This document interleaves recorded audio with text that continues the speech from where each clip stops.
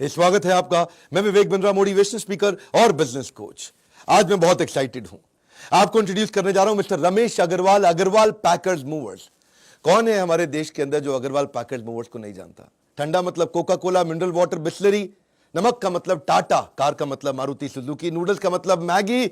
लेकिन अगर आपको रीलोकेट करना है, मकान को शिफ्ट करना है, तो एक ही है, अग्रवाल पैकर मूवर। 1 रुपए के साथ इस बिजनेस को शुरू किया। आज 2000 करोड़ का लगभग मार्केट कैपिटलाइजेशन हो चुका है। 6500 एम्प्लॉइज के साथ काम कर रहे हैं, डायरेक्ट और इनडायरेक्ट, जिसमें से 3-3.5 हजार एम्प्लॉइज इनके अपने पेरोल पे और बाकी कुछ indirect employees. 7 bar Limca book of world record, her bar record बनाते हैं, उसको फिर से एक्सीड सुपरसीड कर जाते हैं, फिर रिकॉर्ड बनाते हैं, फिर सुपरसीड एक्सीड कर जाते हैं। हर बार नया रिकॉर्ड बनाना ही इनका एक रिकॉर्ड है। 110 ब्रांच आज पूरे देश के अंदर शुरू कर दिए। 1300 इनके पिकअप पॉइंट्स बन चुके हैं। पिछले साल 1 लाख मकान इन्होंने शिफ्ट कराए थे रिलोकेशन में। कमाल कर दिया सर आपने। स्वागत है आपका, बहुत बहुत धन्यवाद Ramesh Agarwal ji. We feel so fortunate to have you here on our studio today. तो सर, ये आपने जो जादुई बिजनेस बिल्ड किया आपने फौज से निकलने के बाद, तो पहले फौज से थोड़ा और पीछे जाना चाहता हूं। कुछ आपकी क्या ऐसी वैल्यूज रही जो आपने इतने कॉम्पिटिटिव एनवायरनमेंट के अंदर इस प्रॉफिटेबल बिजनेस को खड़ा किया? मेरा जो बचपन बीता है वो गांव के एक गवर्नमेंट स्कूल से बीता है। और हमारा एक साधारण स्कूल होता था जहाँ पेड़ के नीचे बैठ के पढ़ते थे। कमरे, बहुत लिमिटेड कमरे होते थे। गवर्नमेंट स्कूल 10वीं तक का स्कूल था। तो एक बार मास्टर ने कहा कि भाई नज़दीक के शहर में, हिसार हमारा शहर होता था, वहाँ सर्कस लगा हुआ है, जो भी विद्यार्थी सर्कस में जाना होगा उसको 2 रुपये जमा कराने होंगे। मैं किसी तरह 2 रुपये अपने घर से मैनेज कर पाया और मास्टर जी को जमा करा दिए। अगले दिन हम सर्कस के लिए निकल गए बस के अंदर, और वहाँ लिखा हुआ था कि जो 12 साल से ऊपर होगा उसकी पूरी टिकट, और 12 साल से कम होगा उसकी टिकट माफ होगी। मेरी उम्र 12 साल थी। 12 साल से 2-3 महीने ऊपर थी। तो मास्टर जी ने कहा कि रमेश, तुम तो बहुत छोटा दिख रहा है हाइट के अंदर, तो कोई 11 साल का भी कह दे तो कोई बड़ी बात नहीं है। तो अपने को वहाँ पूछे तो बोल देना कि मैं सर 12 साल से छोटा हूँ। मैंने कहा नहीं सर, मैं तो 12 साल से ऊपर हूँ ना। बोला कि मैंने कहा ना, कौन पूछने वाला, तुम बस बोल देना। हम सब सर्कस में चले गए, जिसमें बैठ के देखने लगे। मैं 5-7 मिनट के बाद सर्कस से बाहर निकल आया। निकलने के बाद दूसरे लड़के ने कहा कि मास्टर जी, रमेश तो बाहर निकल गया।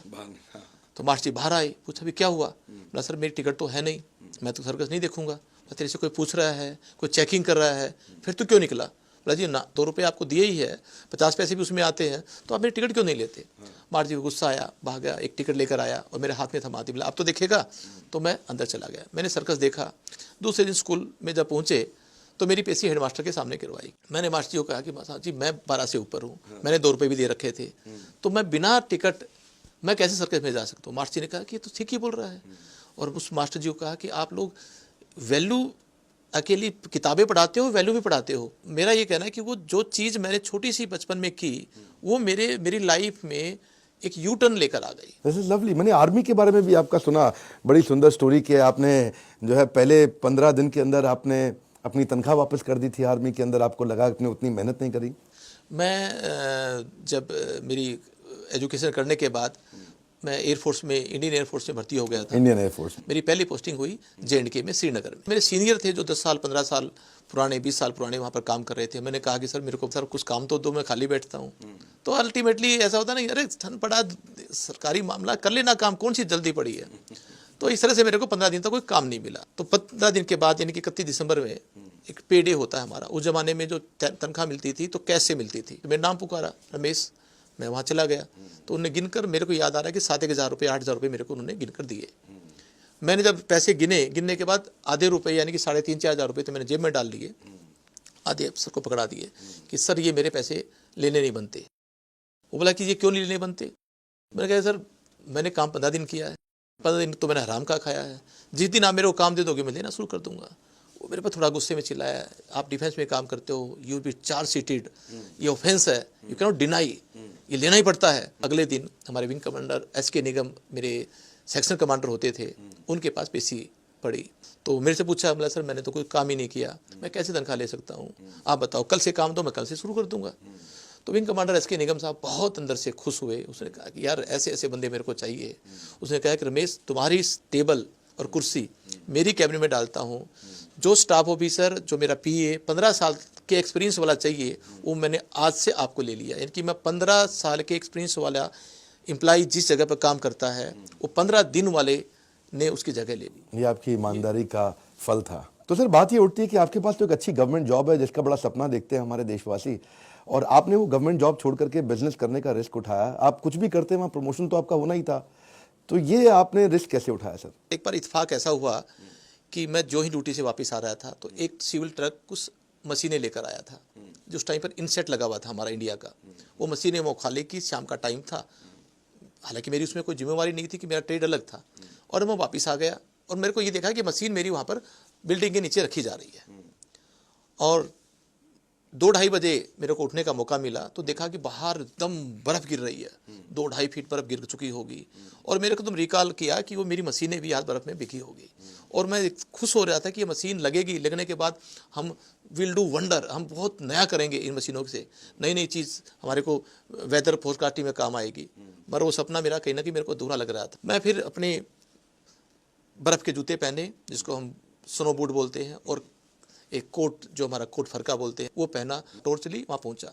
पहुँचने के बाद अकेला ही उन मशीनों को सरका के मैंने थोड़ी सी साइड के नीचे किया ताकि उनके ऊपर बर्फ़ ना पड़े। और ऐसे करते करते वापस आते आते मेरे को 5 बज गए। 7:30 बजे मेरी फिर दोबारा ड्यूटी थी अगले दिन, उसी दिन समझ लो। फिर मैं दोबारा मेरी ड्यूटी पे पहुँचा तो वहाँ पर लोग मशीनों के पास खड़े थे, ऑफिसर्स खड़े हुए थे। तो वो कह रहे थे कि यार ये मशीन अपने आप सरकी कैसे, कौन ऐसा आदमी था जिसने सर, क्योंकि कोई था ही नहीं आदमी। तो मैंने वहाँ कहा कि सर मैं रात को आया था कि मेरे को जब बार बार ये अपने आप में एकदम ख्याल आ रहा था कि मशीन किसी तरह भीगेगी, और मैं आकर ये करके गया। तो मेरा जो कमांडर था वो मेरे को ऐसे हक किया बात भरकर, और उसकी आंखों में आंसू आ गए, यार रमेश तुमने बिना कहे, बिना ऑर्डर दिए, तुम्हारी कोई जिम्मेवारी भी नहीं थी, क्योंकि आपका डिपार्टमेंट भी नहीं था। मगर मेरे को वहाँ से एक खुशी हुई कि उसने कहा कि तुम रियल में जो जिम्मेवार हो, तुम एक अपने ट्रेड के ओनर हो। तो वो मेरे ऐसा चुभ गया कि अब मैं कहीं ना कहीं मलकियत के नज़दीक पहुंच गया, ओनरशिप के नज़दीक पहुंच गया। और उसके बाद जब एक 5 साल 7 साल की मेरी सब सर्विस हो गई थी तो मन किया कि अब मैं कोई ना कोई अपना ऐसा नया काम करूं जो, वो सब संभव होगा जब सर्विस से बाहर जाऊंगा। This is lovely. एक्चुअली मैं अपने कई वीडियोस में शेयर करता हूं कि जिम्मेदारी एक ऐसी चीज़ है जो कभी दी नहीं जाती, केवल ली जाती है। तो ओनरशिप, जो ownership is the biggest qualification for entrepreneurship. अगर कोई व्यक्ति अच्छा व्यापारी बनना चाहता है तो यही वैल्यूज फिर आपने अपने बिजनेस में भी डाली, क्योंकि मैंने भी आपसे मकान शिफ्ट कराया और देखा हमने कई चीज़ें कि हमने सुना है कि भाई मंदिर भी अगर आप लोग लेते हैं तो उसको भी बड़े ध्यान से आप लेकर के जाते हैं, आप ट्रेनिंग भी देते हैं अपने एम्प्लॉयज़ को कि वो महिलाओं के साथ अच्छे से व्यवहार करें। तो आपके बिजनेस में ये वैल्यूज़ आपने कैसे डाली, आप उसके बारे में शेयर करिए कुछ। मैं हमेशा ये सोचता था कि मेरे व्यापारी क्या सोच रहे हैं, उनको क्या चाहिए। मगर व्यापारी मेरे जो क्लाइंटों के साथ किसका मिलना होता था, मेरे छोटे छोटे पैकर्स का मिलना होता था, लेबर का मिलना होता था।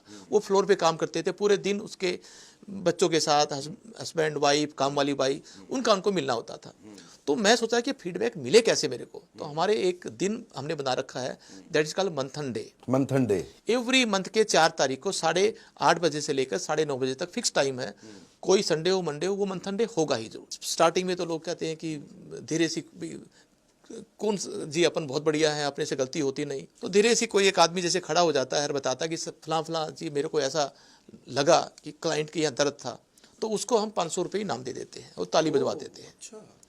जो ही उसके पास 500 पहुंचे तो दूसरा, तीसरा, चौथा सब खड़े हो जाते हैं, एक एक गलतियां बताते हैं। ये सारी गलतियों को समेट कर थिंक टैंक में डालते हैं हम, और थिंक टैंक से फिर निकलता है रिजल्ट्स। वो रिजल्ट इम्प्लीमेंट हो जाता है, वो मेरे रूल रेगुलेशन का हिस्सा बनता है। तो आप लोगों को इन्वॉल्व करके उन्हीं से प्रॉब्लम लेते हैं और उन्हीं से सोल्यूशन भी, उन्हीं सोल्यूशन बनते हैं। और वही एक कारण बना जो आपने कहा कि मंदिर का स्टिकर। मेरी एक बार पैकिंग चल रही थी ग्रेटर क्लास में, माननीय उस टाइम के फॉर्मर TN शेषन जी के घर में, चीफ इलेक्शन कमिश्नर। उनको गुस्सा आया और उसने मेरे को फ़ोन किया। मैं भाग कर गया, मैं सर बताओ क्या है। बोला कि आप लोगों को, आदमियों को अक्ल ही नहीं है, जूते पहनकर मेरा मंदिर पैक कर रहे हैं, भगवान की मूर्ति है, मेरे तो भगवान को नाराज कर दिया। तो मैंने कहा सर ये ट्रेनिंग मैंने कभी आज तक दी नहीं। और मैंने क्या किया कि पहले जूते निकालो, हाथ साफ करो, मंदिर उस पैकेट में डालो, उसका स्टिकर बना दिया जिसमें मंदिर और उसका एक स्टिकर है हमारा जो चिपका देते हैं और 1 नंबर बना देते हैं।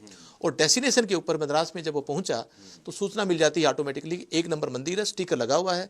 तो आपको जब उसको उतारना है तो आप पहले जूते निकालो, हाथ साफ करो, और वो उसको मंदिर को का सामान या फोटो से निकाल कर जहाँ जगह सर कहे वहाँ रखवा देना। चढ़ते वक्त भी सबसे पहले मंदिर उठा लिया, उतरते वक्त भी सबसे पहले मंदिर उठा लिया, उससे मैं जूता उतार के हाथ साफ करके धो के सब कर लिया।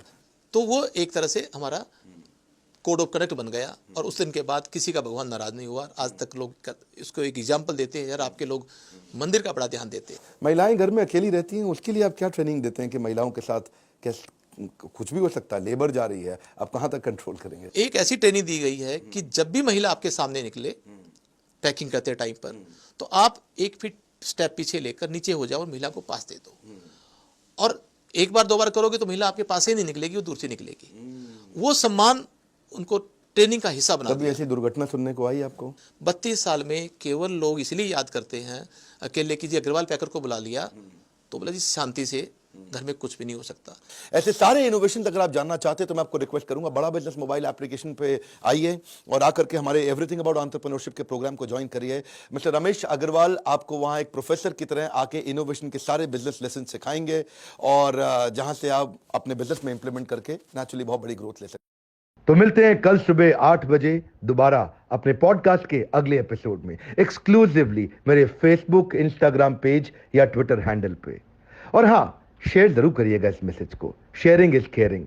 शेयर करने से सामने वाले का लाभ होता है और ऐसा मैसेज शेयर करने से आपकी भी तो इज्जत बढ़ती है। हमारे साथ जुड़े रहने के लिए प्रेम पूर्वक धन्यवाद।